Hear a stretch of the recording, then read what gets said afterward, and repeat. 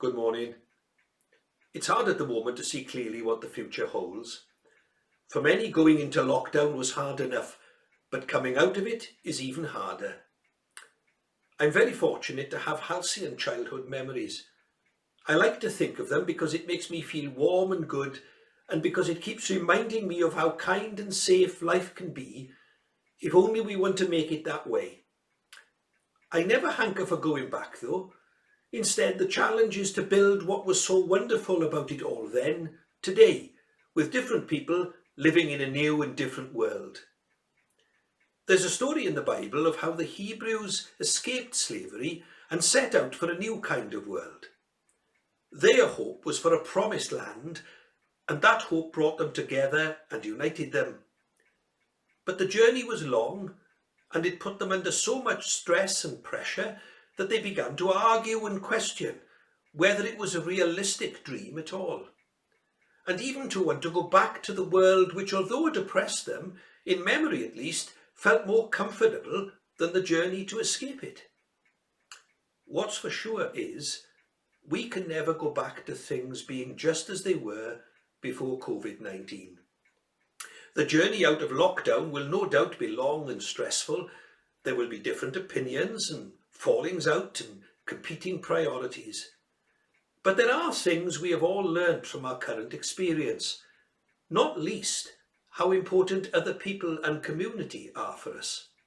That small kindnesses make all the world of difference, and that protecting the vulnerable is an instinctive value of our shared humanity, and we insist it must be honoured in the life of our communities. And when our attention is drawn to injustices carried out in our name by those charged with protecting our values, we speak out, stand up to be counted, and refuse to be cowed or silenced by those whose hate seems bigger than their hearts, and those who exploit our intentions and our motives. As we journey from lockdown to a new world, let no one sully our dream of a promised land, in which the vulnerable will be safe and the weak will be lifted up, in which we will all be judged by the content of our characters and not the colour of our skin, and in which the poor will be replete with the generosity of the rich.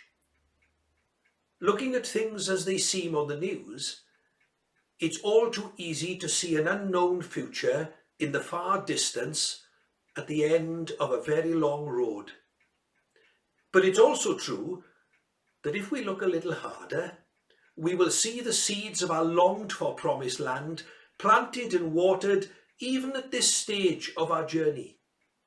We see it in those who have lived apart from their families so that they can nurse the sick, those who have bravely confronted risk to attend to the needs of others, in those who refuse to pay wrong with wrong, but who strive for what is right.